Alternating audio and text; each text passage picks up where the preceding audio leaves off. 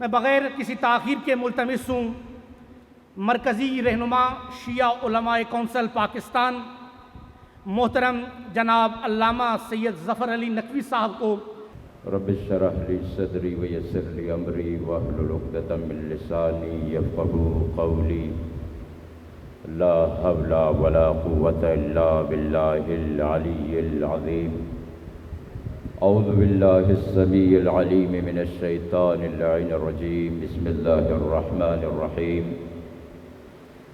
الحمد للہ والصلاة والسلام علی محمد رسول اللہ وعلى آلہ آل اللہ وعلى اصحابہ المتأدبین بآداب اللہ واللعنة على أعدائهم أعداء الله أما بعد فقد قال الله في كتاب الله بسم الله الرحمن الرحيم والذين قتلوا في سبيل الله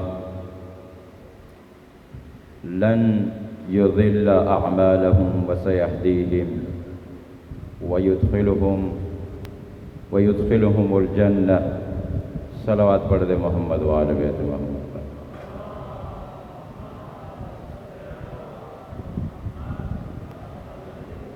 عزیزان گرامی، علماء کرام، اساتذہ واجب الاحترام، میں زیادہ دیر سماع خراشی نہیں کرنا چاہتا، میرا کوئی تقریر کا ارادہ نہیں تھا.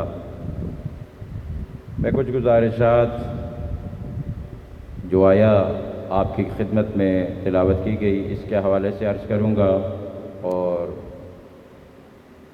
کچھ گزارشات تھوڑی سی حضرت قائد شہید علیہ رحمہ کی شخصیت کے حوالے سے اور ہمیں ان کی شخصیت سے کیا درس حاصل کرنا ہے اس کے حوالے سے. میں کچھ نعرے لگاتا ہوں اور اکثر کہا کرتا ہوں کہ یہ نعرہ اگر زبان سے صادر ہو اور زبان سے نکلے تو یہ جسموں کو بیدار کرتا ہے، لیکن اگر یہ نعرے شعور کی اتھاہ گہرائیوں سے نکلیں اور شعار بن کے نکلیں تو یہ قوموں کے شعور کو بیدار کرتے ہیں. لہذا قوموں کے شعور بیدار کرنے کے لیے پوری قوت اور توانائی کے ساتھ دونوں ہاتھ بلند کر کے نعرہ تکبیر. ابھی تک بہت سے ہاتھ نیچے ہیں، سارے ہاتھ اوپر ہونے چاہیے. اللہ کی کبریائی کی گواہی اپنے پورے وجود کے ساتھ دیجئے. نعرہ تکبیر، نعرہ رسالت، نعرہ رسالت. جو لوگ راہ حسینی کو ادامہ دینا چاہتے ہیں، جو لوگ راہ شہادت کو اپنانا چاہتے ہیں، جو لوگ راہ کربلا کے راہی ہیں، وہ پوری قوت اور توانائی کے ساتھ نعرہ حیدری، حیدری، حیدری، حیدری. صلوات پڑھ دیں محمد وآل بیت محمد. عزیزان گرامی، سورہ محمد کی آیت نمبر 4 کی تلاوت کا شرف حاصل کیا گیا، جس کے اندر اللہ رب العزت نے ارشاد فرمایا والذین قتلوا فی سبیل اللہ، وہ افراد کے جو قتل کیے جاتے ہیں اللہ کی راہ میں، فی سبیل اللہ، اللہ کی راہ میں قتل کیے جاتے ہیں. اللہ تبارک و تعالی ان لوگوں کو 4 اجر عطا فرماتا ہے. توجہ ہے میرے بھائیوں کی؟ 4 اجر اللہ رب العزت ارشاد فرماتا ہے. پہلا اجر فَلَن يُضِلَّ أَعْمَالَهُمْ، پہلا عمل یہ ہے کہ ان کے اعمال کو گمراہ نہیں کرتا. وَسَيَهْدِيهِمْ، اور شہادت کے بعد پھر ان کو ہدایت دیتا ہے. وَيُصْلِحْ بَالَهُمْ، اور ان کی شان کی اصلاح کرتا ہے. وَيُدْخِلُهُمُ الْجَنَّةَ، اور ان کو اس جنت کی جانب، اس جنت میں داخل کرے گا کہ جو ان کی پہچان ان کو پہلے کروا دی گئی ہے.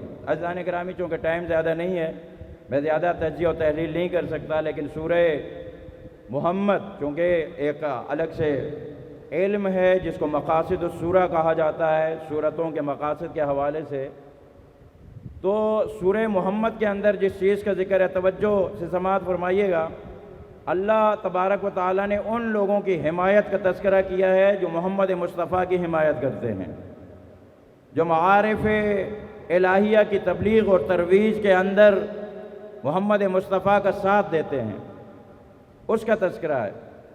اور دیکھیے اس جو آیا ہم نے آپ کے سامنے تلاوت کی، اس کے اندر کیا ہے؟ اللہ رب العزت نے ارشاد فرمایا جو لوگ اللہ کی راہ میں قتل ہوتے ہیں وَلَن يُضِلَّ أَعْمَالَهُمْ، اللہ رب العزت ان کے اعمال کو گمراہ نہیں کرتا۔ میرے عزیز بھائی اور دوستو، چونکہ ٹائم نہیں ہے، میں انتہائی اختصار کے ساتھ، آج تک ہم نے سنا تھا کہ لوگ گمراہ ہوتے ہیں، آج تک ہم نے سنا تھا کہ فلاں شخص گمراہ ہو گیا، فلاں تنظیم گمراہ ہو گئی، فلاں لوگ گمراہ ہو گئے، لیکن یہ اعمال کے گمراہ ہونے کا کیا مطلب ہے؟ یہ اعمال کیسے گمراہ ہوتے ہیں؟ کہ جو یہاں پہ اللہ فرما رہا ہے کہ بھئی شہداء جو اللہ کی راہ میں شہید ہوتا ہے ان کے اعمال گمراہ نہیں ہوتے، اس سے کیا مراد ہے؟ عزیزان گرامی، اس کے کیسے پتہ چلے گا؟ قرینے تقابل سے پتہ چلے گا۔ جب آیات کے آس پاس کی آیتوں کو آپ دیکھیں گے تو اس کا پتہ چلے گا۔ اللہ رب العزت نے ارشاد فرمایا پہلی آیت میں سورہ محمد کے، کیا فرمایا؟ الذین کفروا وصدوا عن سبیل اللہ، وہ لوگ کہ جو کافر ہو گئے، جنہوں نے تعلیمات محمدیہ کا انکار کر دیا، بالکل انکار کر دیا، وصدوا عن سبیل اللہ، اور وہ لوگ کہ جنہوں نے روکا سبیل اللہ سے، روکا سبیل الہی سے۔ پس دو قسم کے لوگ آپ کے سامنے آئے، ایک وہ لوگ کہ جو قتلوا فی سبیل اللہ، جو اللہ کی راہ میں قتل ہوتے ہیں، اور ایک وہ لوگ جو سبیل الہی سے روکتے ہیں۔ توجہ ہے میرے بھائیوں کی؟ اللہ نے دونوں کے حوالے سے ارشاد فرمایا۔ پہلوں کے لیے فرمایا، اللہ رب العزت نے فرمایا کیا؟ اضل اعمالہم، اللہ تبارک و تعالیٰ ان کے اعمال کو گمراہ کر دے گا۔ جو لوگ دین محمد، جو لوگ معارف محمد، جو لوگ تعلیمات محمد، ان کو روکنے کی کوشش کریں گے، اللہ فرماتا ہے اللہ ان کے اعمال کو گمراہ کر دے گا۔ لیکن جو لوگ دین محمد، جو لوگ محمد و آل محمد کی تعلیمات کی حمایت میں اٹھیں گے اور جامع شہادت نوش کریں گے، اللہ یہ ارشاد فرماتا ہے ان کے اعمال ضائع نہیں ہوں گے۔ توجہ ہے میرے بھائیوں کی؟ کیا مطلب ہے گمراہ ہونے کا؟ کیا مطلب ہے؟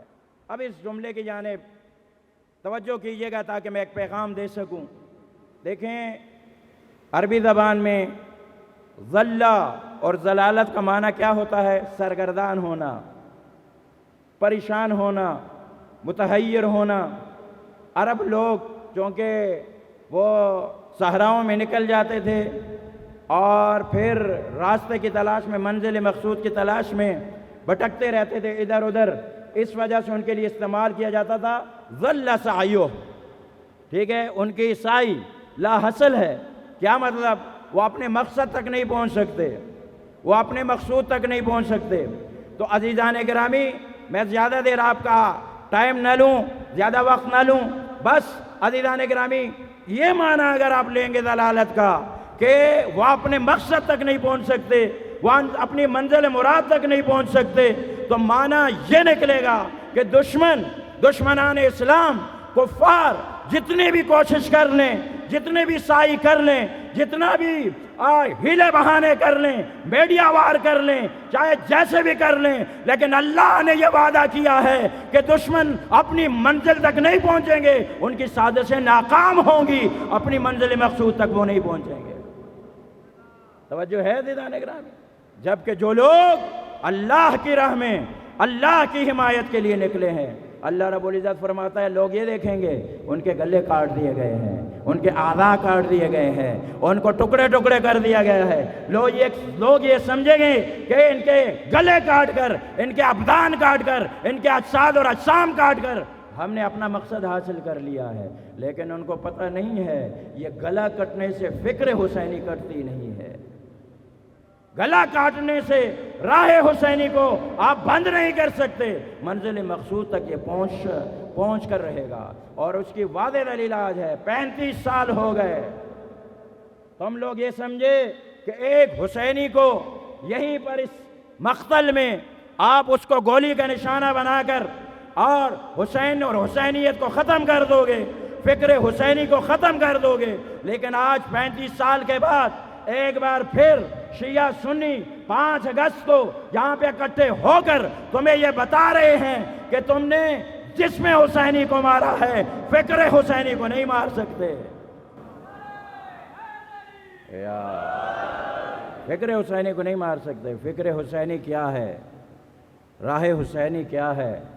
عزیزان گرامی، میں وقت ہوتا تو میں بیان کرتا، لیکن میں ایک چیز جو اپنے لیے بیان کرتا ہوں۔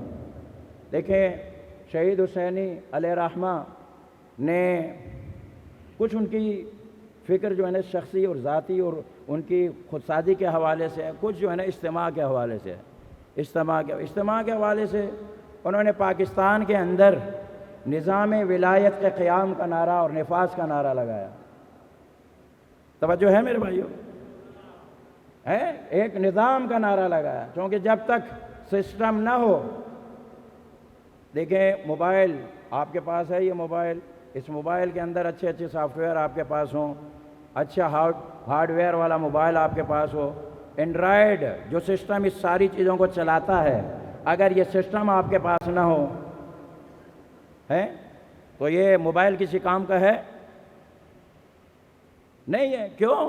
اس لیے کہ جو چیز اس موبائل کے سارے سافٹ ویئر کو، ہارڈ ویئر کو آپس میں ملا کے چلاتی ہے وہ ہے سسٹم، اور وہ سسٹم ہی اس کے اندر نہیں ہے۔ عزیزان گرامی، پاکستان کے اندر اچھی اچھی چیزیں ہیں، ساری چیزیں ہیں۔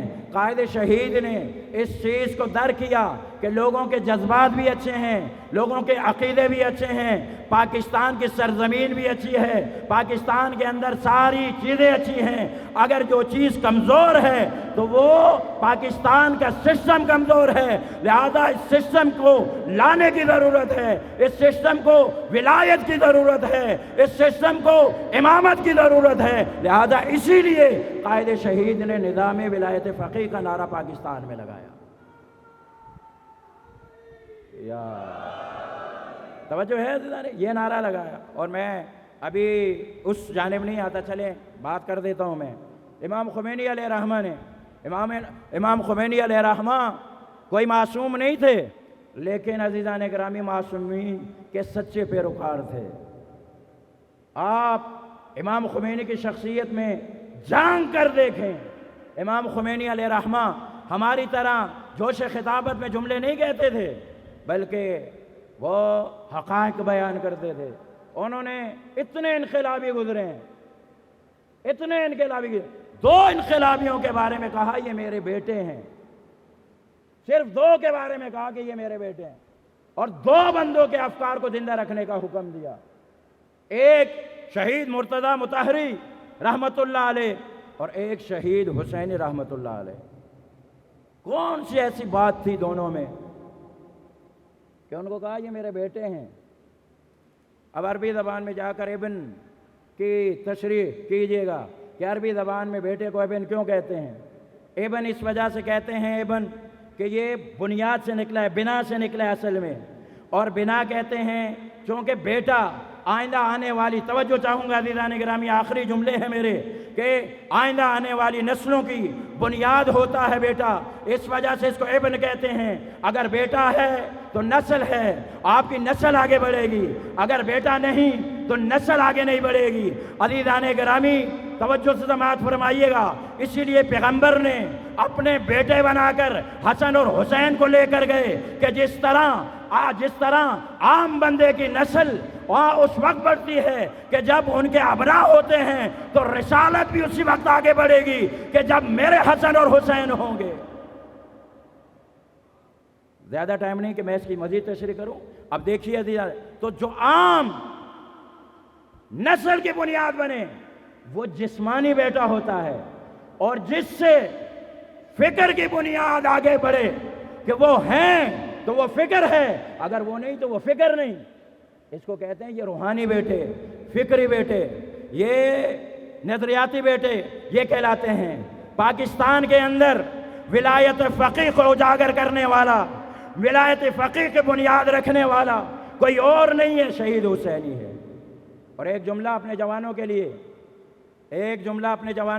جوانوں، قائد شہید کی ایک سیرت یہ تھی کہ وہ اپنے مخالفین سے لڑتے نہیں تھے، وہ اپنے مخالفین کی توہین نہیں کرتے تھے، وہ اپنے مخالفین کی آبروریزی نہیں کرتے تھے۔